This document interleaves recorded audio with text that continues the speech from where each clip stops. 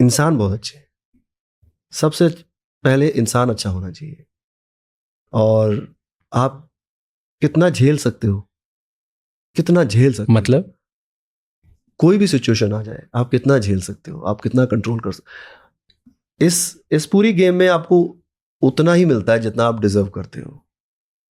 कई बार बंदे बोलते हैं यार ये डिजर्व नहीं करता, इसको ये हो गया ये हो गया, पर नहीं, आप कितना झेल सकते हो। आपको उस सिचुएशन में डाला जाएगा, आप जितना झेल सकते हो उस सिचुएशन में, उस हिसाब से आपको चीजें मिलेंगी कि आप, ये बंदा इस पॉइंट पे है, अभी इस डायमेंशन में है, तो इसको ये मिलेगा।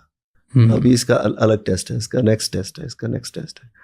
तो वो इंसान बहुत प्यारे है, तो वो डिजर्व करता है शाहरुख खान।